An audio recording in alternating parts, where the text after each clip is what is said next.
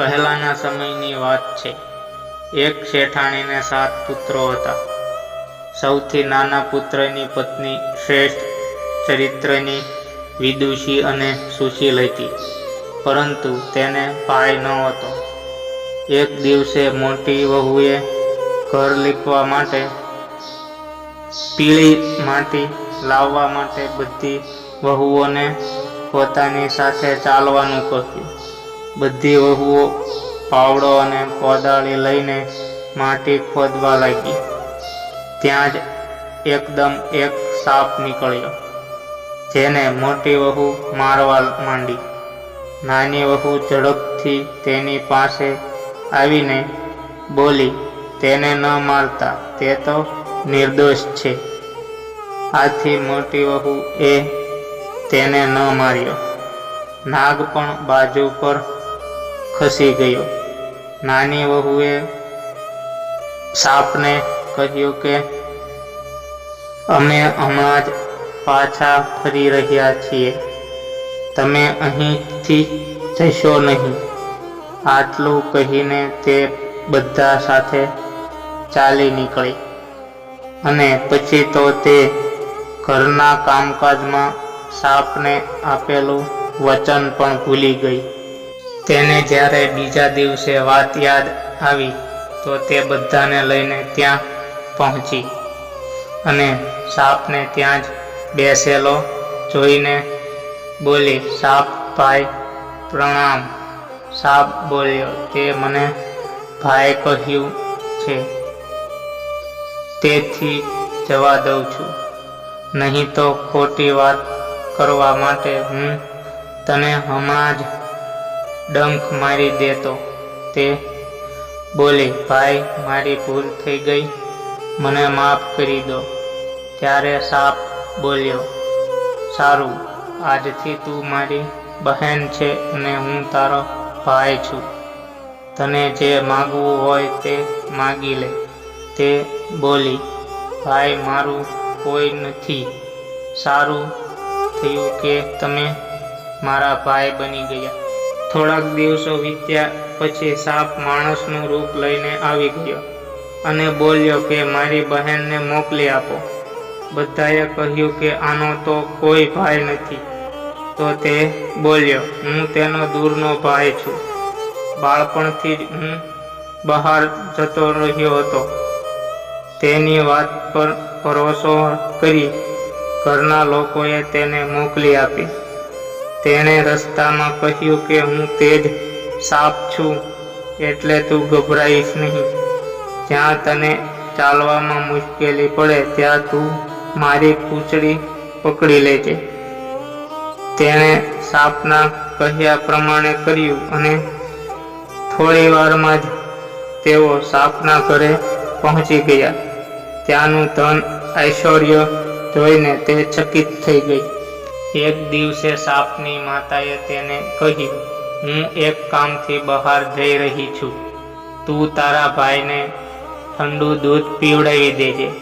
તેને આ વાતનો ખ્યાલ ન રહ્યો અને તેણે ગરમ દૂધ પીવડાવી દીધું, જેનાથી સાપનું મોં બળી ગયું.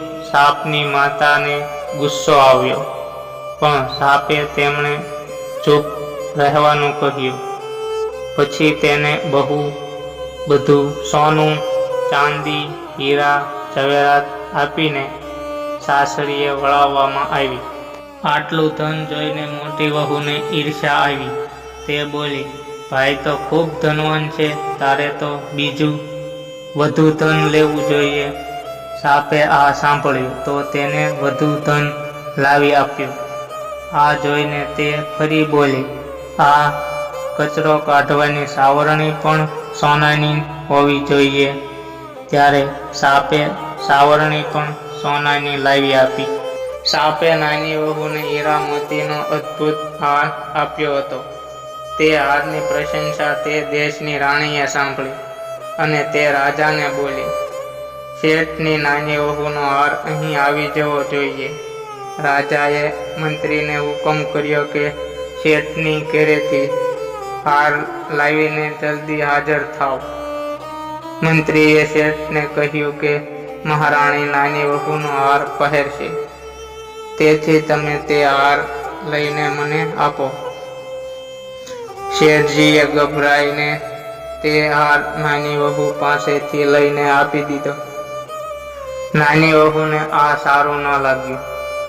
તેને પોતાના ભાઈને યાદ કર્યો અને તે સાપ તરત જ આવી ગયો. નાની વહુએ પ્રાર્થના કરી કે ભાઈ, રાણીએ મારો હાર છીનવી લીધો છે. તમે કાંઈ એવું કરો કે જ્યારે રાણી ગળામાં તે હાર પહેરે ત્યારે તે સાપ બની જાય, અને જ્યારે હું પહેરું ત્યારે તે પાછો હીરાનો હાર બની જાય. સાપે તેવું જ કર્યું.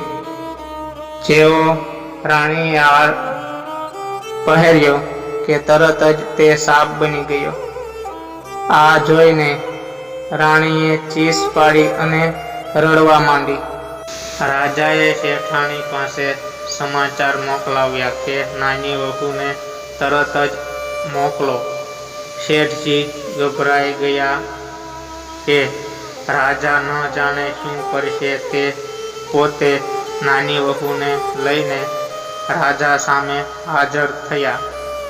રાજાએ નાની વહુને પૂછ્યું, તે શું જાદુ કર્યો છે? હું તને દંડ આપીશ. નાની વહુ બોલી, રાજાજી, ધૃષ્ટતા માફ કરજો. આ હાર એવો છે કે મારા ગળામાં રહે ત્યાં સુધી હીરા મોતીનો રહે છે, અને બીજાના ગળામાં જાય ત્યારે સાપ બની જાય છે.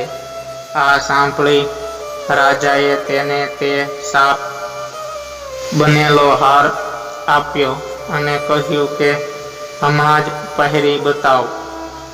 જેવો નાની વહુએ હારને ગળામાં નાખ્યો કે તરત જ તે સાપમાંથી પાછો હીરા મોતીનો હાર બની ગયો.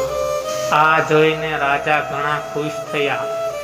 તેમને તે હાર તેને પાછો આપી દીધો. ઉપરાંત ઘણી સોના મહોરો પણ આપી. તે બધું લઈને નાની વહુ ઘરે આવી. મોટી વહુએ ઈર્ષ્યામાં આવીને નાની વહુના પતિના કાન ભંભેર્યા. આને પૂછો કે આ આટલું ધન ક્યાંથી લાવે છે?